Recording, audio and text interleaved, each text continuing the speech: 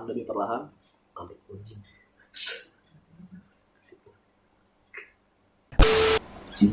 Tapi gue tadi sumpah takut banget gue. Mereka ditemukan pingsan di sebuah hutan dan matanya tuh nggak bisa merem.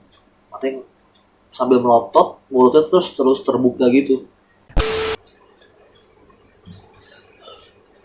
Halo, balik lagi sama gue Rizky.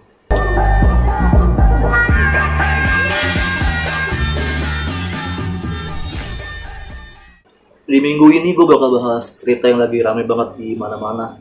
Di TikTok, di Telegram, lu pada nungguin pasti, di Twitter, di media sosial lainnya. KKN Desa Penari.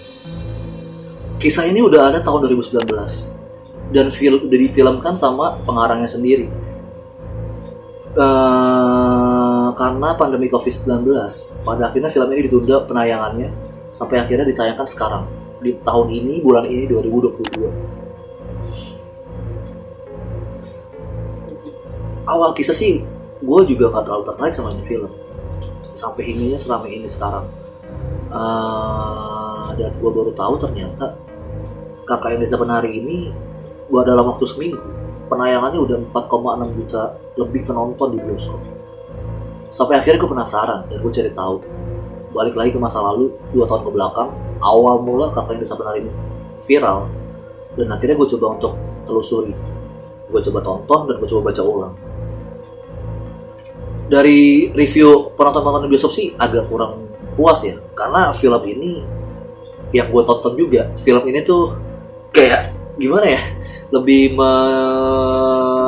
mengedepankan tentang percintaan sih kalau gue lihat. Dan nggak, orang-orang tuh menilainya kayak lu nonton film seks di sini. Padahal sih sebenarnya itu film adegannya cuma sebentar doang. Buat lu yang nggak nonton mungkin mikirnya itu kayak, wah, so film horor Indonesia udah cinta-cinta dan seks-seks semua. Padahal enggak. Kita telisik sedikit ya. Awal mula dari KKN Desa Penari ini adalah 6 mahasiswa. Ceritanya sebenarnya bukan 6 orang doang. Sebenarnya kalau kata pengarangnya, penceritanya itu yang namanya nggak usah disebutin, ada 10 orang yang pergi ke tempat itu, KKN Desa Penari. Mereka datang ke suatu desa untuk KKN di sana. Dan kalau buat yang belum tahu, KKN itu adalah kolusi korupsi nepotisme. Enggak, sebenarnya KKN itu adalah kuliah kerja nyata. Kita mulai kisahnya. Pertama, 6 orang itu pergi ke suatu desa.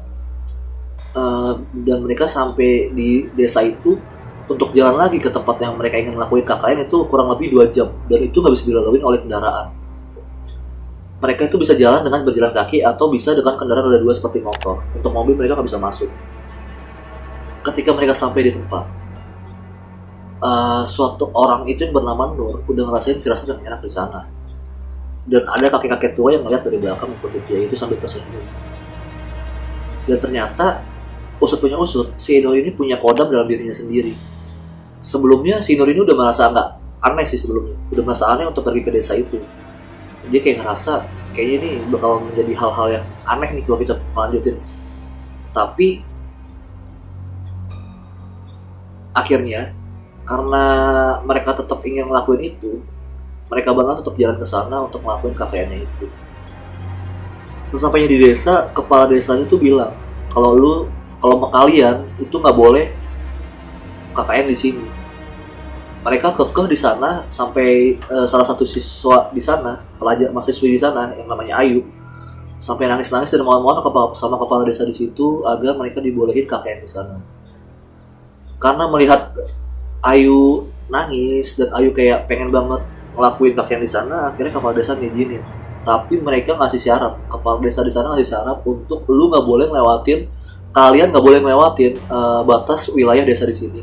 Kalian nggak boleh ngelewatin batas gapura lah ya kalau gue sebutnya. Pokoknya batas desa di sana, dan lu nggak boleh ngelakuin hal-hal yang aneh-aneh dan macam-macam. Sampai cerita ternyata oke, kita sebutin dulu ya. Di situ 6 orang itu pertama Bima, Ayu, Widya, Nur, Anton, sama Wahyu. Mereka berenam. Tapi yang lebih disorot di sini adalah 4 orang mahasiswi dan mahasiswa itu. Sampai ketika si Bima itu ternyata dia suka sama Widya. Dan dia tuh tiba-tiba malam-malam dia jalan sendiri ke hutan, dan dia kayak ngelihat seorang perempuan gitu, penari, lagi nari-nari gitu. Dan dia ngobrol gitu sama si penari itu, yang sampai akhirnya kita tahu penari itu kan dengan sekarang disebutnya Bandarahui ya, Bandarahui. Dan dia disitu cerita kalau dia tuh suka sama Widya, dan dia pengen banget sama Widya, tapi Widya nggak tahu itu, nggak suka sama si Bima ini.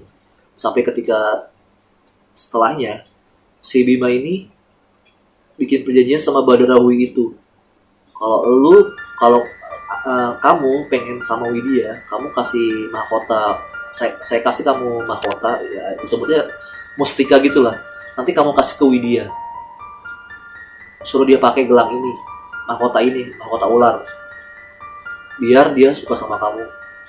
Tanpa disadari, karena saking butanya oleh cinta, si Bima ini ya mau aja, dia ambil itu mahkota dan dia balik ke tempat penginapan desanya dia itu yang dibikin KKN. Mulai panas ya? Oh enggak. Dan ternyata si Bima itu nggak langsung ngasih ke Widya. Si Bima itu ngasih gelang dan kalungnya itu, apa gelang atau kalung gitu, pemberiannya itu ke si Ayu dulu, dititipin. Nah, dia pertama ngomong, Bima ngomong, gue boleh nitip sesuatu nggak? Tolong lu kasihin ke Ayu, lu kasihin ke Widya, tolong suruh dia pakai, ini pemberian dari gue. Punya usut, ternyata si Ayu itu suka sama si Bima. Nah, di sini tuh jadi complicated percintaan kan, jadi cinta segitiga gitu. Dan pada akhirnya pesan yang disampaikan oleh Bima itu yang harus dikasih ke Ayu nggak disampaikan sama si Ayu ke Widya. Malah pemberian dari Bima itu disimpan sendiri sama Ayu dan nggak dikasih ke Widya. Suatu malam ketika Ayu tidur, ternyata dia dimimpin oleh sosok perempuan tinggi, nyamperin ke depan kamarnya gitu sih, dibilang, kenapa kamu tidak memberikan amanah saya, kenapa gitu-gitulah, pokoknya kasih kayak harus diberikan. Tapi tetap si Ayu tuh nggak ngasih. Seiring berjalannya waktu, si Bima sering sharing sama si Ayu tentang si Widya, sampai pada akhirnya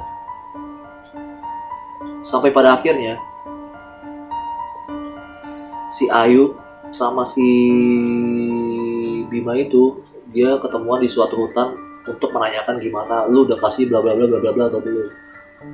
Tapi karena faktor X ya, si Ayu dan si Bima berduaan di suatu tempat yang gelap, mungkin ada ya gimana akhirnya mereka tuh kita nggak sangka-sangka ngelakuin hubungan yang nggak harusnya dilakuin di sana. Mereka berhubungan di sana dan itu udah melanggar aturan di sana sebenarnya. Dan si Bima pun sempat hilang dan Ayu pun sempat hilang karena mereka ngelakuin itu.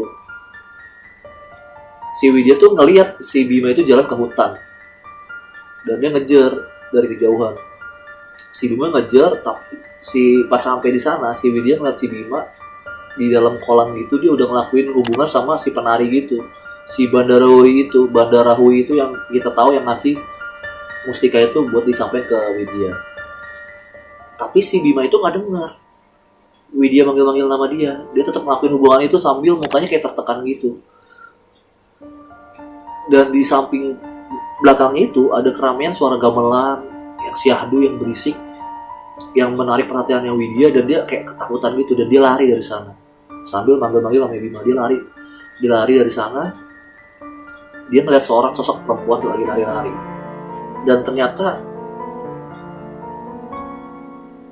sosok yang ditemuinya itu sambil nari di kerumunan rame-rame itu adalah Ayu yang lagi nari-nari sama para penonton di sana sambil berjoget-joget ria di dalam hutan gelap. Sambil tatap-tatapan, si Ayu sama si Widya itu kayak ngasih isyarat untuk si Widya itu pergi kabur dari sana. Karena si Ayu nggak bisa bergerak sama sekali selain dia bergerak dengan gaya narinya dia itu. Dia terus dipaksa untuk menghibur orang-orang di sana dengan gaya tariannya si Ayu itu. Sehari pun berlalu dan orang-orang pada nyariin kemana mereka bertiga, nggak ada. Dan ternyata kenapa si Ayu itu di seluruh hari mereka itu berdua udah melanggar aturan. Dan yang gue baru tahu, yang gue tonton itu ternyata, yang gue lihat ceritanya di sana itu si Badarahu itu adalah penghibur di dalam hutan itu, penghibur di dalam tempat itu. Di dalam tempat itu dia ada penghibur, dia menari di sana untuk menghibur para penonton makhluk-makhluk asal di sana lah. Sampai akhirnya si Bima itu bikin perjanjian sama si Jin ini untuk deketin si Widya. Tapi karena amarahnya itu nggak disampaikan dan mereka itu melakukan hubungan yang nggak seharusnya di dalam hutan itu, jadi si Bima ini harus melampiaskan nafsunya si Badarahu ini untuk setiap hari dibawa ke tempat untuk melakukan hubungan intim sama si Badarahu ini untuk memuas nafsunya. Dan si Ayu dipaksa untuk menggantikan si Badarahu ini, dia harus menari sejengkal demi sejengkal langkah untuk mengitari hutan di sana sambil menari jalan perlahan demi perlahan untuk menggantikan si Badarahu ini. Untuk menggantikan Badarahu ini sampai ketika si Nur pun digangguin oleh si Badarahu ini. Dan kodamnya itu membantu si Nur sih. Ternyata si kodamnya ini emang punya kekuatan yang sama jin-jin di sana, sama makhluk-makhluk di sana. Kodamnya itu kuat, cuman si kodamnya ini nggak bisa ngelawan si Badarahu ini. Sampai akhirnya si kodam itu bilang ke si Nur, kamu harus hati-hati sama Badarahu ini. Dan ketika itu pagi hari akhirnya si Ayu sama si Bima ditemukan tewas. Mereka tuh kayak bukan tewas sih, mereka ditemukan pingsan di sebuah hutan dan matanya tuh nggak bisa merem, matanya sambil melotot, mulutnya terus terbuka gitu. Sampai akhirnya praktek kakek itu akhirnya harus diberhentikan dan mereka balik ke tempat asalnya lah. Mereka balik, si Bima sama si Ayu ini dibawa ke rumah sakit ke dokter dan akhirnya mereka berdua ini nggak tertolong. Mereka berdua meninggal. Gimana caranya buat ngerapetin matanya si Ayu? Kalau nggak salah ya, setelah itu si Ayu ini dikasih pengajian gitu di rumahnya selama beberapa minggu untuk ngilangin pengaruh goibnya itu, supaya si Ayu ini mati dengan tenang. Orang tuanya tuh bikin terus pengajian selama seminggu agar si Ayu ini bisa merem lagi atau bisa balik lagi raganya. Tapi emang nyatanya nggak bisa. Dan hingga akhirnya Ayu menghembuskan nafasnya dan dia meninggal karena emang pengaruh goib di sana. Bima pun berdemikian. Dan si Nurnya pun ya tetap jadi Nur aja, mereka sedih. Dan kisah itu diakhiri dengan mereka balik, dan ya udah sih gitu aja ceritanya. Ya yang gua baca dan gua ambil cerita di sini sih intinya apa ya, lu untuk melanggar aturan juga enggak ya. Kalau gua, banyak orang sih bilangnya ini melanggar aturan, lu berbuat senonoh di tempat yang gak seharusnya. Kalau buat gue baca cerita ini sih, seremnya sih emang pasti setiap tempat ada setannya ya, ada serem-seremnya. Tapi kalau gue ambil kesimpulannya, kalau yang gue review sendiri, menurut pandangan gue, cinta itu emang gak harus lu memiliki dia dengan cara yang lain. Lu bela-belain lu bersekutu sama jin demi lu dapetin satu cinta lu itu kan kayak gak mesti. Dan lu kayak ngalamin segala cara, lu bela-belain bersekutu dengan setan buat lu dapetin hatinya. Dan akhirnya malah lu mendapatkan apa yang lu dapatkan sendiri. Dengan setannya itu lu berhubungan sampai lu meninggal. Sama si Ayunya pun juga. Intinya di sini tuh komplikasinya di masalah percintaan segitiga itu yang akhirnya lu jadi termakan sama apa ya, nafsu lu, dan lu ngelakuin segala cara buat ngelakuin hal yang gak seharusnya.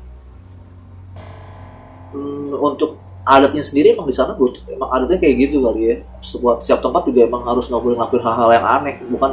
Bukan di desa doang, mungkin lu kayak ke rumah asing atau ke tempat orang juga lu harus sopan santun. Dan menurut gue ini film gimana ya, ya lu tonton aja lah untuk lu biar gak penasaran dengan alur ceritanya. Karena kan gue cuma potong-potong cerita yang gue tonton doang, biar lu tuh nggak spoiler dan lu bisa langsung nonton ke bioskop gimana ceritanya. Lu bisa tahu inti cerita itu kayak gimana. Pokoknya sih yang gue ambil ceritanya sih intinya lu tuh kayak gitulah, cinta itu gak harus lu jadi pelampiasan buat lu ngelakuin hal yang halal dan segala cara yang harus lu lakuin. Udahlah gitu aja reviewnya, bakal gue lanjutin review film dan yang aneh-aneh selanjutnya di channel gue di minggu-minggu depan selanjutnya.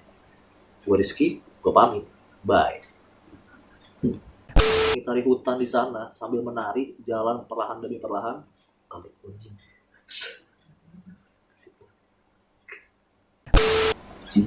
Tapi gue tadi sumpah takut banget.